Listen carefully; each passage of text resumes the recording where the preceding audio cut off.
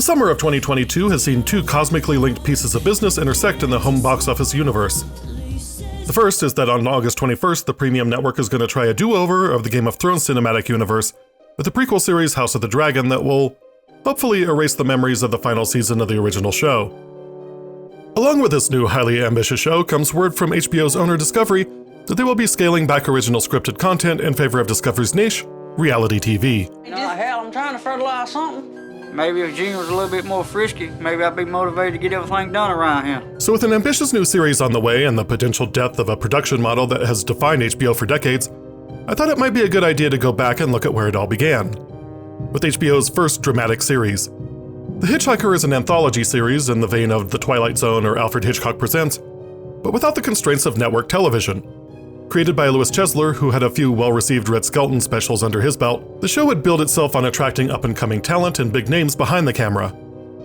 The first season, in fact, is directed by notorious sleaze merchant Yvonne Nagy, and it has the exact kind of porn but classy sheen you'd expect from Nagy.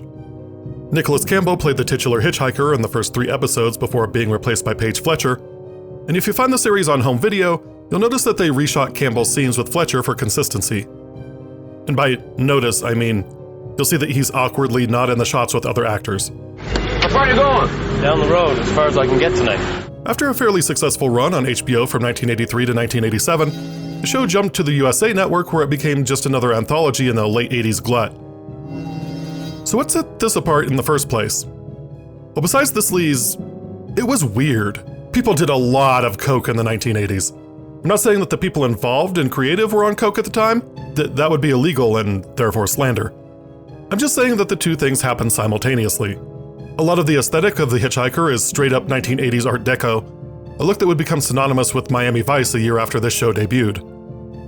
And while it didn't explicitly use the words, the show often dealt with the relevant themes of the time: existential dread over nuclear annihilation, AIDS, Reaganomics, consumerism.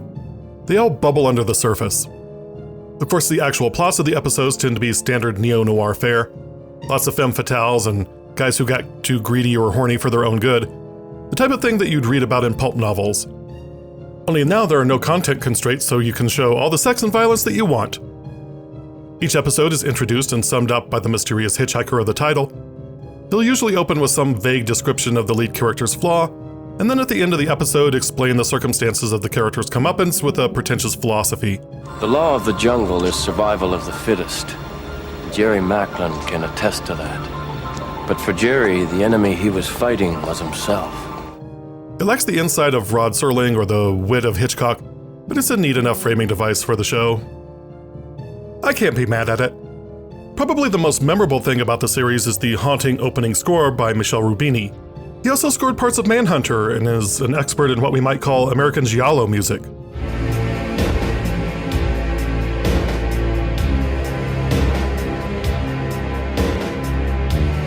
The first episode is directed by Yvonne Nagy and stars Bruce Greenwood, who horror fans probably know from the excellent Mike Flanagan adaptation of Stephen King's Gerald's Game, or as Pike from the Star Trek films. The Hitchhiker helpfully lets us know that Greenwood's character, Jeff Boder, isn't a bad guy, but he's ambitious, and that ambition will be his downfall. Good talk. Whatever his flaws, Jeff is a family man, stopping in to talk with his grandmother at her little seaside shack. She gifts him with a pair of figurines for his upcoming wedding and tells him that they will bring him luck.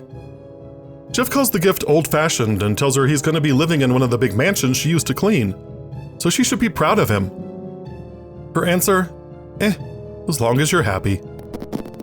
Jeff arrives at his new palatial estate to make love to his middle-aged fiancée, Jackie, in front of her annoying bird. At dinner with Jackie's plastic surgeon, Jeff gets infantilized by both his dinner companions. They treat the figurines as quaint junk from a superstitious old lady, and Jackie mentions taking Jeff clothes shopping for his nice new sweater. She stops short of cutting his meat for him. Beautiful stepdaughter Pamela joins the table and immediately starts in on Jackie about the inheritance and how Jackie goes through husbands like Kleenex. She makes eyes at Jeff, though. Again, because these two are in their 20s, Jackie is in her 40s, and you know what kind of show this is, you know exactly where this is going. On cue, Jeff is chilling in the sauna with a view of the pool when he spies Pamela going for a swim. He makes sure to do a slow walk-by on his way to the hot tub. Pamela follows and tells Jeff they should just have sex because Jackie is going to get tired of him anyway. Plus, one last fling before the wedding is an American tradition. Kudos to the shot of Jeff slurping up water and spitting it on her neck. Gee, can't get sexier than that. The wedding goes off with a couple of hitches. Pamela and Jackie are at each other's throats, with Pamela openly flirting with Jeff, and Jackie threatening to cut off her trust fund. The other big hitch is that Jackie used the figurines as a cake topper, and as the candles burn down around the topper, both Jackie and Jeff begin to overheat. I mean, Jackie is dressed as the ghost of a Victorian schoolmarm, but what's Jeff's excuse? Fortunately, the figurine falls over and puts out the candles, allowing bride and groom to recover. While Pamela was okay being a side piece to an engaged man, she's reluctant to take up with a married man, so she's going back to Europe. Jeff is really greedy, but he's also super horny now, so he makes a deal with Pam. He'll knock off Jackie so Pam gets the inheritance, and they can live happily ever after. The plan is fairly simple. Jeff and Peter the doctor are going scuba diving, and at that exact moment, Pamela is going to put the vase over the figurine so that Jackie can't breathe. Clever.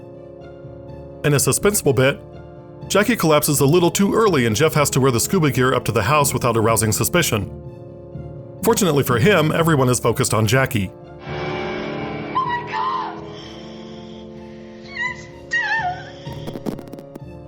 After the funeral, Jeff is a single man, Pamela is both rich and really hot, so they dismiss the staff and consummate their murder. But, in a cruel twist of fate for Jeff, Jackie's bird escapes its cage and claws the groom's eyeballs out, thus clawing Jeff's eyes out. The bird knocks the figurine over and Jeff shatters in a fall down the stairs.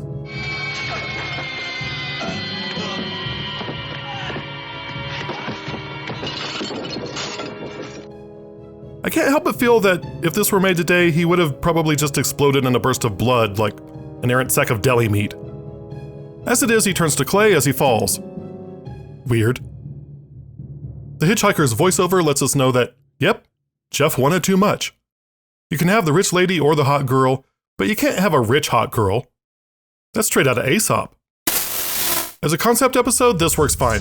Longtime fans of horror anthologies will notice that this is basically a Tales from the Crypt episode, only the Hitchhiker doesn't pun. I guess Jeff discovered that marriage isn't all it's cracked up to be. Of course, since this is HBO, the episode cranks the sex appeal up to 11 with then beach hunk Bruce Greenwood and Alesia Shirley heating things up. Shirley was 20 years old at the time and had quite the 1983, starring in this, the slasher movie Sweet 16, and the Peter Strauss and Molly Ringwald sci-fi epic Space Hunter: Adventures in the Forbidden Zone. There wasn't much for her after that in the way of movie or TV roles, but fans of the 80s music world would have seen her in frequent rotation on MTV if they watched Aerosmith's Ragdoll video. No shade to Shirley, but that resume gives you an idea of the types of actresses Yvonne Nagy was going for early on. The moral itself has always bothered me too. Pamela is the one who brings up murder, and Pamela is the one who wants all the money, and Pamela was the one who actually performs the murder. Why is Jeff the bad guy in all this? Jeff Boder's not a bad guy. I mean, if Pamela is to be believed, and granted that is a big if, Jackie is going to use Jeff and get bored with him, and we've already seen her control him with money. If anything, Jeff is like the third worst person in this triangle. He's okay as long as he's marrying for money, but the moment he also wants to fuck a sexy woman, he's gone too far. Could you be more Reagan era? Anyway, it's fine as an indicator of the show's style and ethos. I'm not going to say it's the best episode, but it makes for a good pilot. And that's it! Shattered Vows is an old-school EC Comics morality tale, but next up we have a classic campfire horror story. On the next Lonely Street of Dreams. Raise your hands very slowly. Do you know what I am? I'm a hunter, just like you. She was incarcerated for 5 counts of murder for having cut her lovers' throats with kitchen knives.